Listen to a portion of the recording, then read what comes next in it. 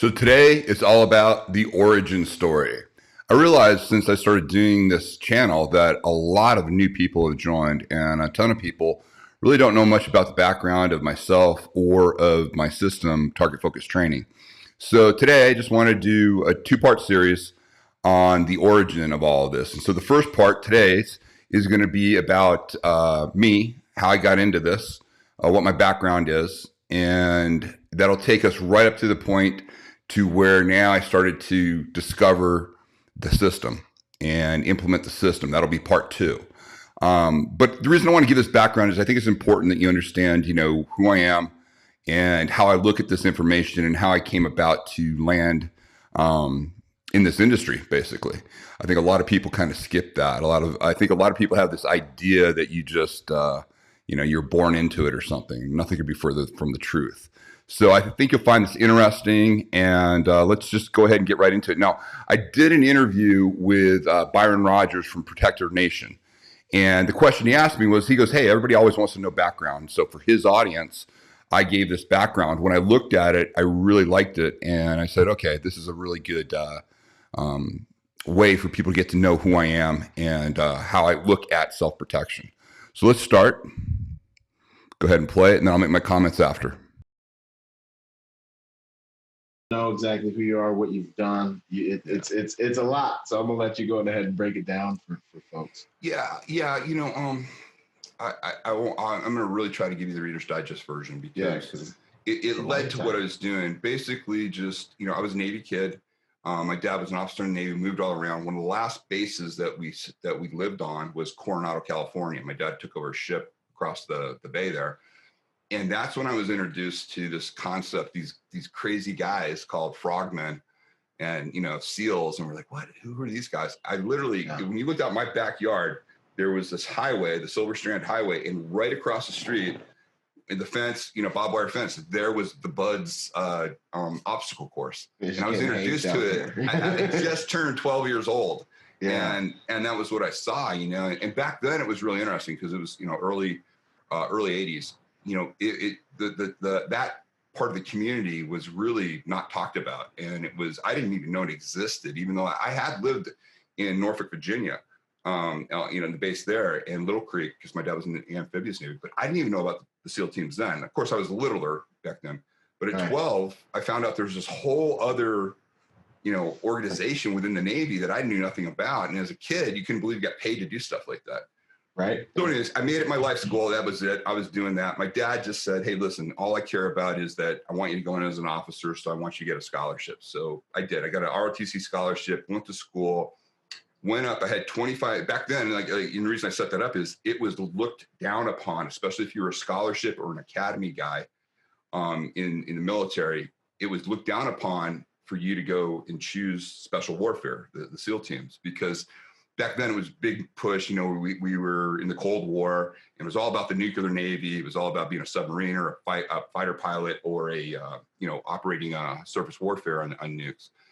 I was highly discouraged, and there were 2,500 applicants that qualified for 2 slots my year as an officer. I went through, I won't give the whole story, but I basically did everything I could to ensure that I give it my best shot, to include flying to Washington, pretending I had to be there, and just showing up at the guy that makes the decision, the detailer. I sat in his office for 3 days before he talked to me. Gave me 5 minutes, and I told him, hey, sir, all I know is that, I just want you to know I'll never quit. I'll never quit. I know you got a hard choice to make. I know we all look that way. And I figured that's it. That's all I can do. And he looked at me and he goes, that's it, midshipman, because that was my rank back then. I was a midshipman.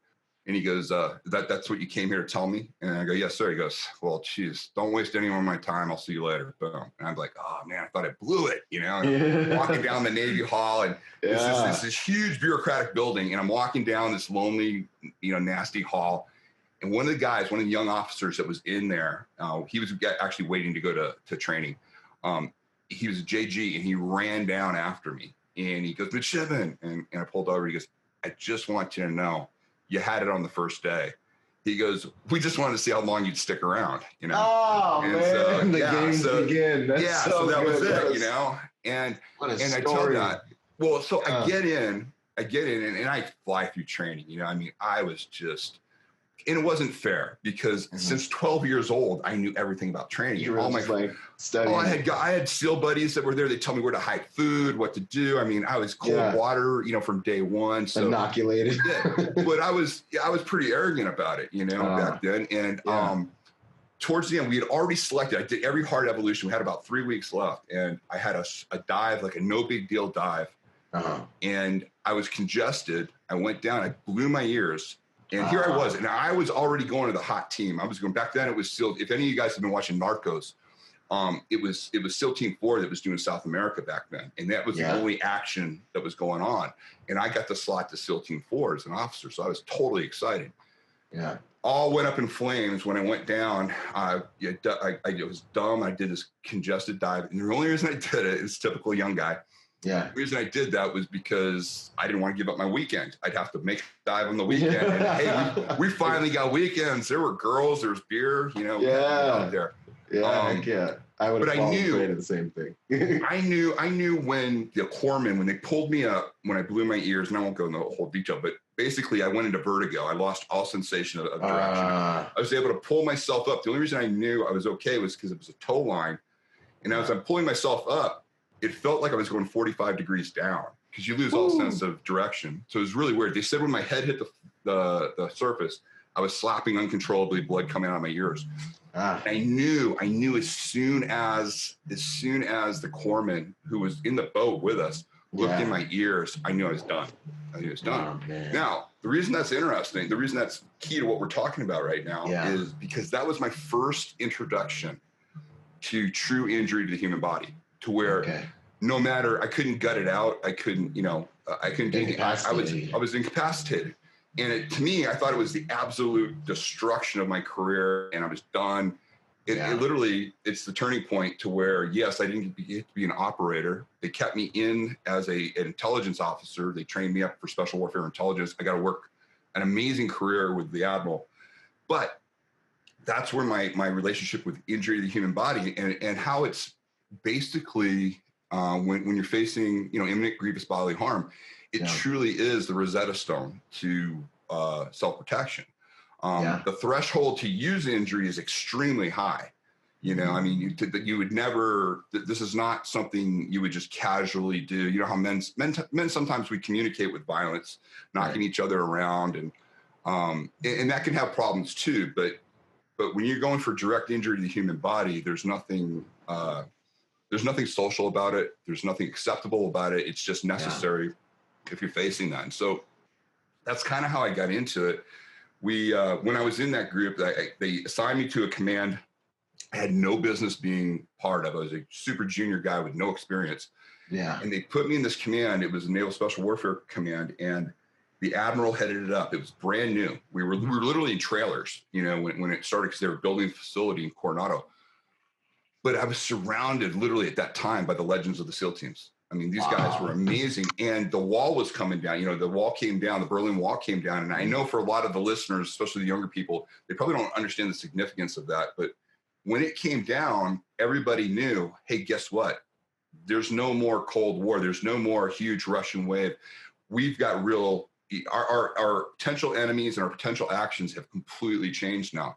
They predicted back then, like Bosnia Herzegovina, they were doing that, and they realized that the training that we had to deal with the Soviet threat was inadequate for what we were going to face. And I remember one of the Master Chiefs looked at me at one point because they were talking about, hey, we got to start looking at more seriously at hand to hand because we're going to start putting hands on people again. They predicted a lot of the tribalism that went on all of a sudden, how Europe exploded. And then they predicted basically what was going to happen, what we saw for the last 20 years over in the sandbox. But it's great. As a young officer to hear all this, I thought these guys were like, oh, come on, it's not going to be that bad. Scuttlebutt, just talking. It was amazing. It was amazing. Those guys already were thinking, hey, we got to change our methods now. Our methods have to meet the new threat. Mm-hmm. And so they started looking at hand to hand again. They hadn't really looked at it since Vietnam era back then. Yeah. And what was interesting was they invited me to be part of it, not because I had any special training. Yes, I had multiple black belts as a kid, but they liked me. Number one, I was younger, and I could be a really good meat puppet for them. You know, they just knock me around and stuff. You're durable. I just want everybody to understand.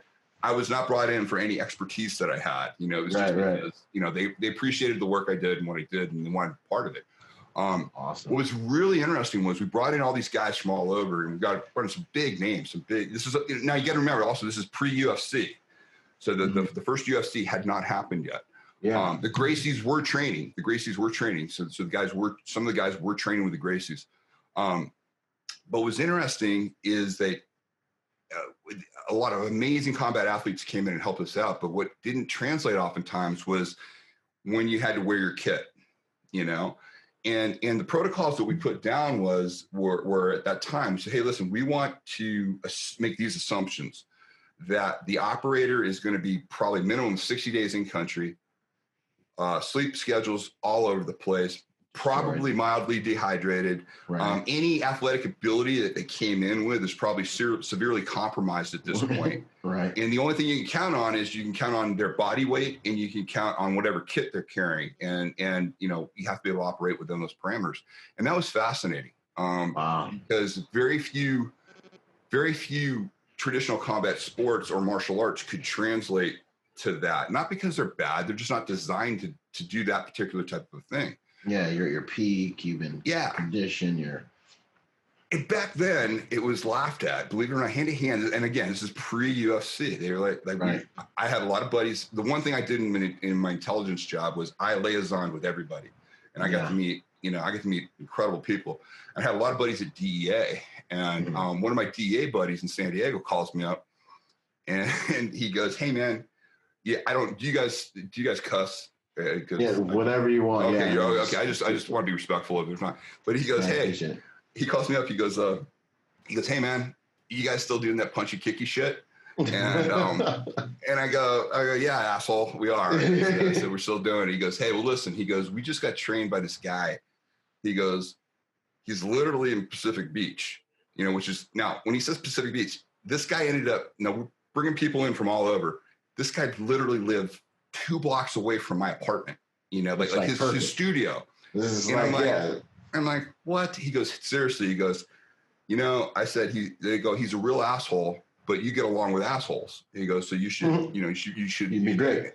And now I've taken that as a compliment because, I just want to be really clear. I have found the people that have the best information are usually they don't suffer fools. Yeah, they're eccentric. They're like, yeah, well, and back then this is war. It's a little bit different now with the spec ops community, but I've noticed even in the spec ops community during peacetime, true warriors were like, hands off, and people it's almost like break glass in case of war type stuff.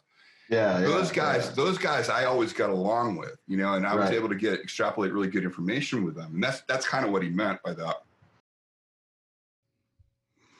Okay, so we're gonna leave it there. That is for part 1. That basically talked about my background, how I got into everything. Now, the takeaways from this are a couple things. First of all, remember when I was training for this, it was my whole world. I was bigger, faster, stronger. Really, buds, I was able to do really, really well in buds. Up until literally the last couple of weeks when what happened to me. It was my first real introduction to true injury to the human body. It's kind of the changing point in my life because, of course, now that's all I focus on is teaching people how to actually do that to save your life. But it was a devastating thing. I got reassigned. I had to go into the intelligence community. I had to leave the operational community. Wasn't able to achieve my dreams, but it led me into this command that started to look at hand-to-hand combat as one of the skill sets that needed to be upgraded for the new threats. So that's the setup. You saw just at the end, I talked about, hey, the DEA buddy calls me and tells me about this instructor that literally lives 2 blocks away from where I'm living. And so tomorrow, or in the next, for part 2, you're going to find out the rest of the story. You're going to see how the system evolved, where it came from, and, where it is today.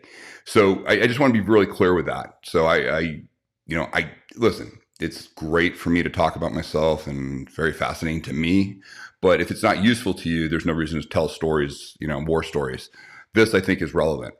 Okay. Hey, please subscribe. Please hit the notification buttons, make your comments, and please, please, please keep sharing this with anybody that you think needs really good self-protection information. All the best. Talk to you soon.